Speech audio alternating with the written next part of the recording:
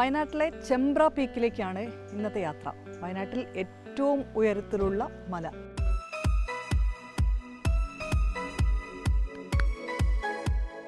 ഈ പോകുന്ന വഴിക്ക് നമുക്ക് ഇത്തരത്തിലുള്ള കാഴ്ചകൾ ഒരുപാട് കാണാം. നമുക്ക് ആ മലനിരകൾക്ക് താഴെയായിട്ട് കോട വന്ന് മൂടിയിട്ട് അതിമനോഹരമായ കാഴ്ചയാണ്.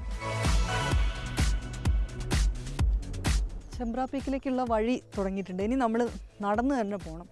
ഇങ്ങനെ ഈ വഴി ഒരു കിലോമീറ്ററോളം ഉണ്ടെന്നാണ് പറഞ്ഞത്. പിന്നീടുള്ളതാണ് കുത്തനെയുള്ള കയറ്റം.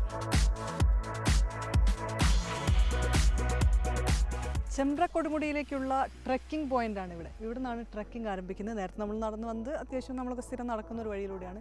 പക്ഷേ ഇനി അങ്ങോട്ട് കട്ട കയറ്റാണെന്നാണ് പറഞ്ഞത്. ഒരുപാട് കല്ലുകളും പുല്ലുകളൊക്കെ ഉള്ള അടുത്ത് കൂടെ അതൊക്കെ വകഞ്ഞു മാറ്റി വേണം പോകാനെന്ന് പറഞ്ഞിട്ടുണ്ട്.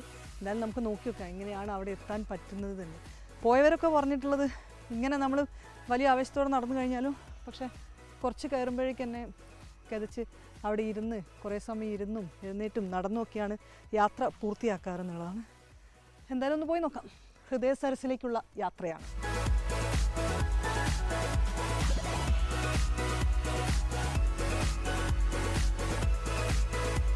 ഇത്ര കയറി വരുമ്പോഴേക്ക് തന്നെ നന്നായി കിതയ്ക്കുന്നുണ്ട്. ഇനി ഇവിടുന്ന് ഇങ്ങനെ മല ഇങ്ങനെ കുത്തനെ കയറുകയാണ്.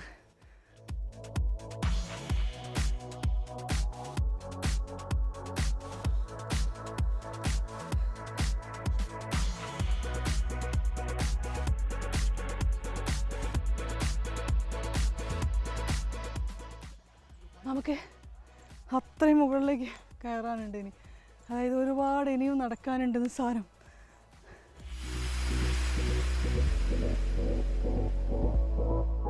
ഒന്ന് അങ്ങോട്ടോ ഒന്ന് ഇങ്ങോട്ടോ കാല് തെറ്റിയാൽ അമ്മച്ചിയെ വിളിച്ചൊരൊറ്റ വീഴ്ച വരിക.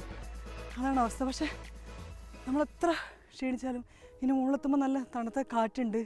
പിന്നെ നമുക്കൊരു മൊത്തത്തിലൊരു പോസിറ്റീവ് എനർജി കിട്ടും.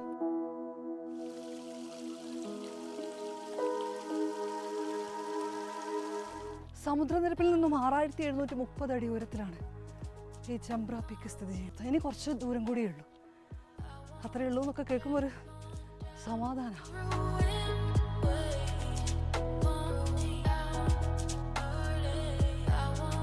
നല്ല രസമുള്ള ട്രെക്കിങ് ക്ഷീണിച്ചിരുന്ന് ഒക്കെ കഴിഞ്ഞിട്ട് നമ്മൾ ഏറ്റവും കാണാൻ ആഗ്രഹിച്ച സ്ഥലത്തേക്കാണ് എത്തുന്നത്. ഇവിടെയാണ് ലവ് ഷേപ്പിലുള്ള ചെമ്പ്ര പീക്കിലെ ആ തടാകമുള്ളത്. അതേ കാണുന്നു.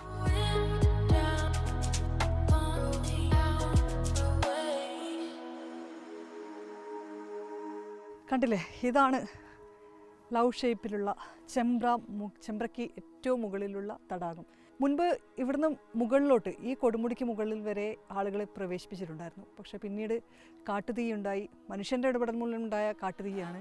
അന്നിവിടെ ഉണ്ടായിരുന്ന ബാണാസുര പക്ഷികൾ എന്നറിയപ്പെടുന്ന അപൂർവ ജനസിൽപ്പെട്ട പക്ഷികൾ ചത്തൊടുങ്ങുകയും അതിനുശേഷമാണ് പിന്നീട് ഇവിടെ വരെ മാത്രമേ ഇപ്പോൾ ആളുകളെ പ്രവേശിപ്പിക്കുന്നുള്ളൂ.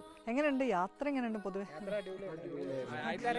എവിടെ ഇരുന്നില്ല, തളർന്നിരുന്നില്ല കാര്യമായിട്ട്.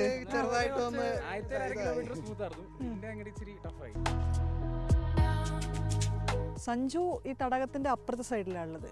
നമ്മൾ ഈ ലവ് ഷേപ്പ് ഇങ്ങനെ ഉള്ളോട്ട് വലിഞ്ഞു കിടക്കില്ലേ, ആ സ്ഥലത്താണ് ഞാനുള്ളത്. കോട മൂടിയിട്ടുണ്ട്. അതുകൊണ്ട് തന്നെ ഇങ്ങനത്തെ ഒരു അന്തരീക്ഷം ആണ് ഇവിടെ വന്നത്. നമ്മൾ ഏത് സമയത്ത് വന്നാലും